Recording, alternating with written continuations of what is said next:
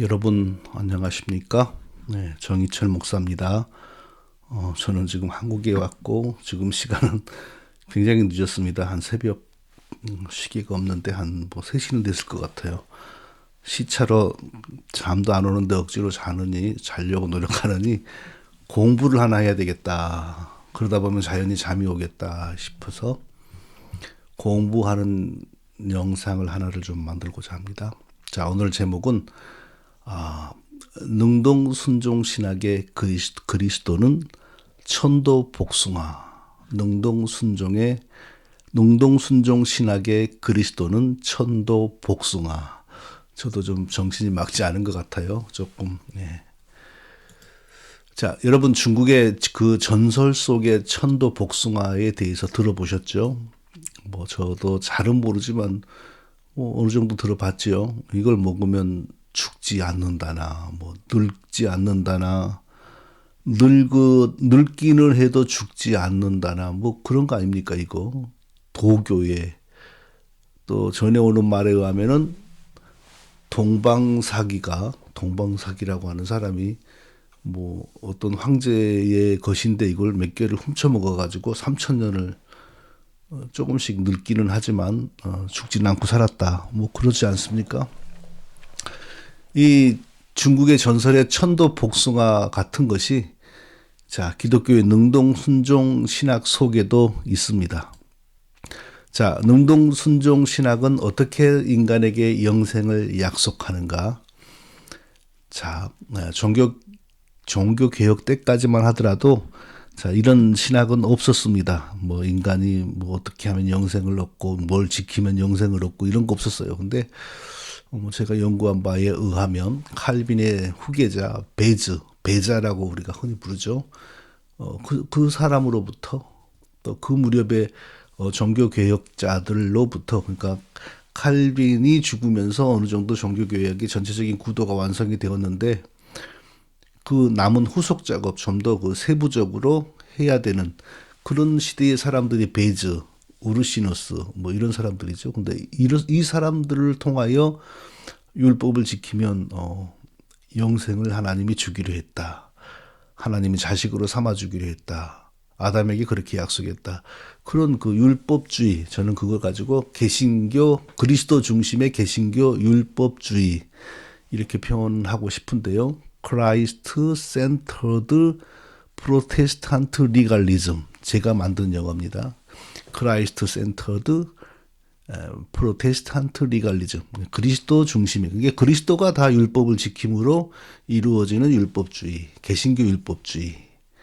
자, 베이즈가 뭐라고 했냐면 여기 보면 이남규 이른 합신의 이남규 교수님의 이름이고 그분이 2021년 그 정암 신학회의에 낸 논문에 있는 내용입니다.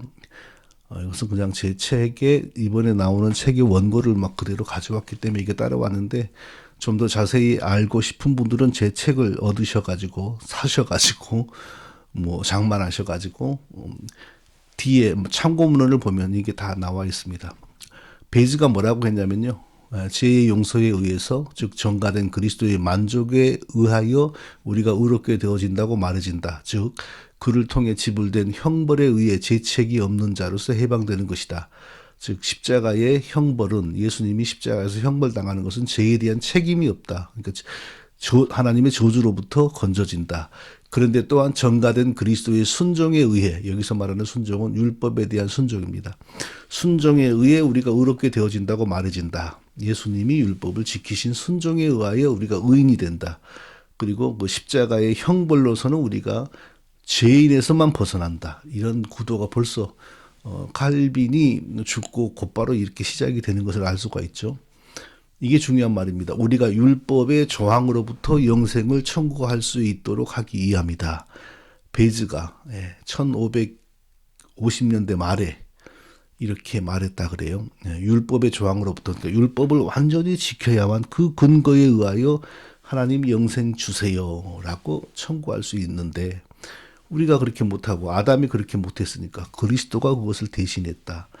즉 능동순종은 어떻게 영생을 약속하는가? 천도복숭아를 먹으면 중국에서는 영생을 한다 그러는데 능동순종에서는 인간이 다 율법을 지키면 영생을 얻는다. 우리가 너무 잘 아는 내용이지요. 또 그 다음에 이제 누구를 볼까요?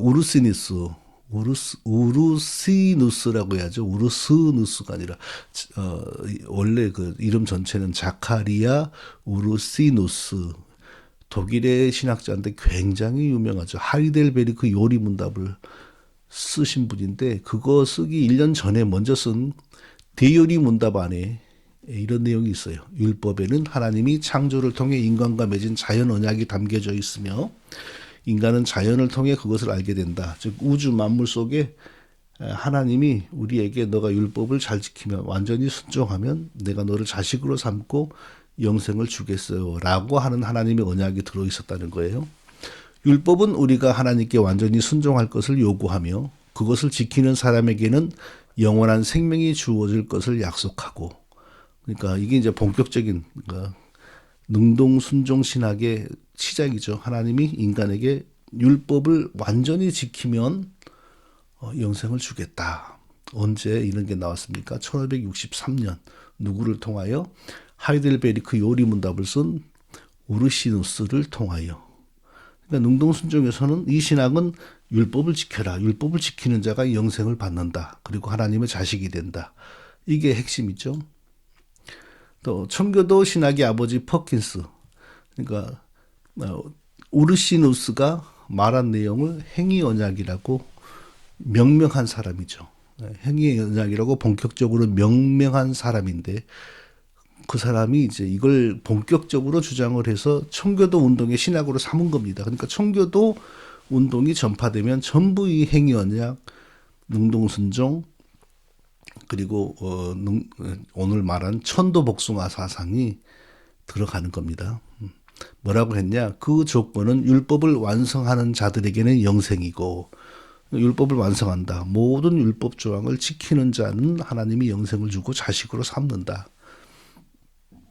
율법을 범하는 자들에게는 영원한 죽음이다. 그렇게 못하면 영원히 하나님이 죽이신다. 완전히 율법주의죠. 하나님의 성품하고는 신구약의 66권을 통해 나타난 하나님의 성품과 구원과는 전혀 맞지가 않는 내용이죠.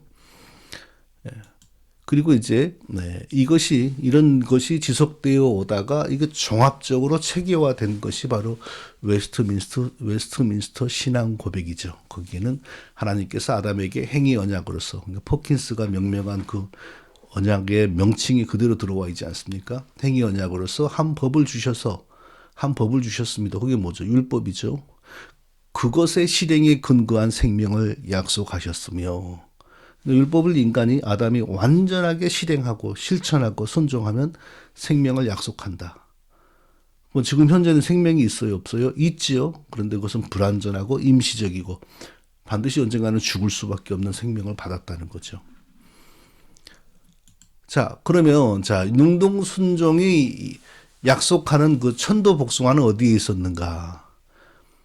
자, 그 능동순종, 행위 언약을 믿는 사람들은 그 성경이 창세기에서 말하는 생명나무가 일종의 중국 사람들에게 천도복숭아였다. 천도복숭아와 같은 것이었다. 이렇게 이해를 합니다.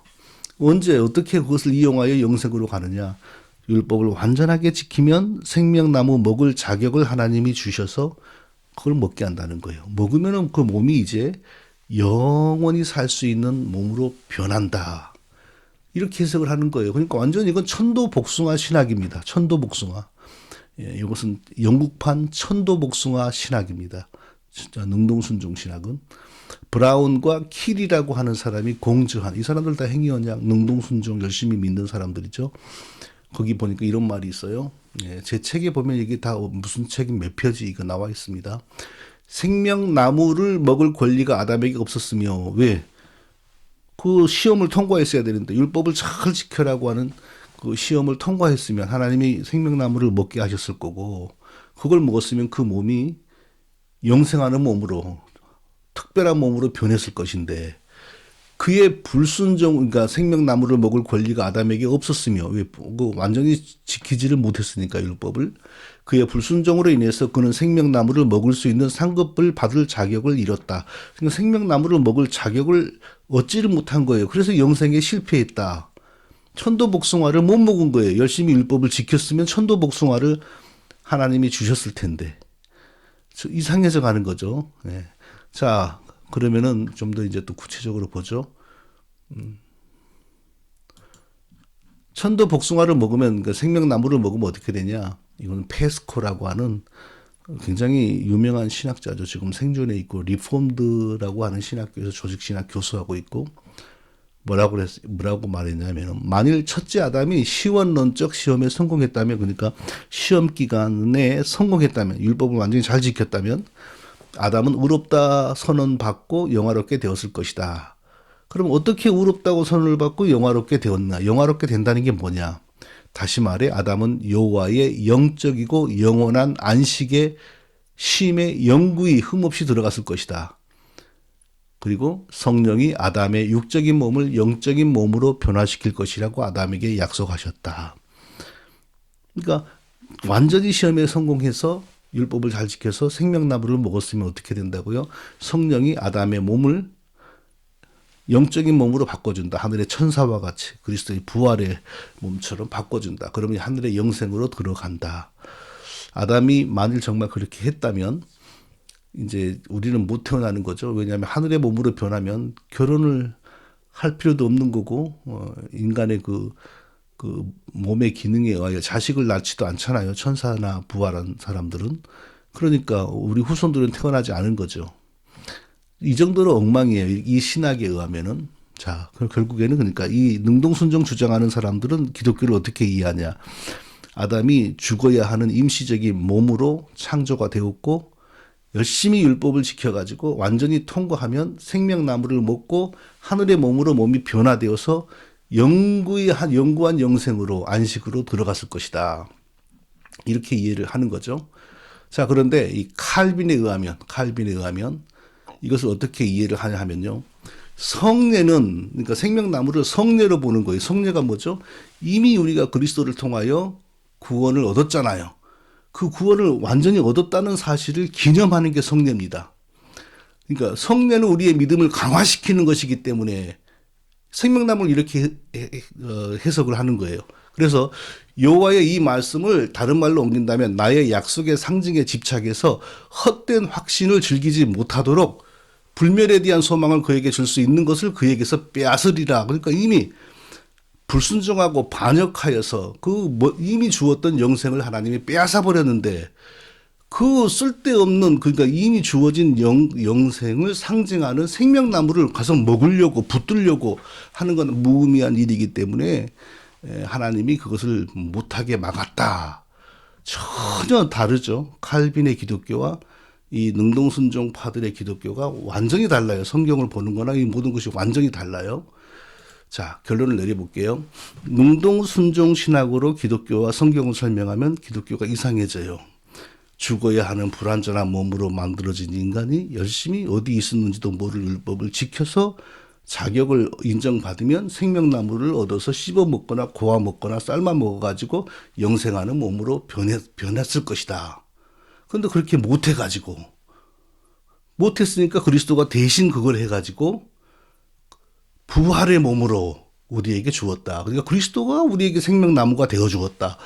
그럴싸하잖아요. 그런데 칼빈이나 우리는 그렇게 이해를 하면 안 돼요. 칼빈은 그렇게 이해하지 않았어요. 이미 영생과 모든 하나님의 은혜 안에서 창조된 아담이 하나님께 반역함으로 그 은혜와 생명을 다 잃었죠. 그리스도께서 그 죄값을 갚으시고 자기의 거룩을 우리의 옷으로 삼아 주셔서 우리가 그리스도처럼 거룩한 자로 인정되어서 의롭다 하심을 얻게 하심으로 하나님의 자녀가 되고 영생을 누리게 된다. 그래서 그리스도의 부활이 우리에게는 생명나무가 되는 거죠. 아, 내 죄가 다 사해졌다는 게 분명한 것이다. 이렇게 이해를 해야 됩니다. 예. 능동순종 신학으로 성경을 설명하면 천도복숭아 사상으로 빠진다. 기독교의 생명나무는 중국의 천도 복숭아와 똑같이 변해버린다. 재밌지 않습니까? 이렇게 능동순종은 엉뚱하게 우리를 오도하는 겁니다. 잘도 오늘 이것도 잘 파악하시기를 바랍니다. 또 뵙도록 하겠습니다. 안녕히 계세요.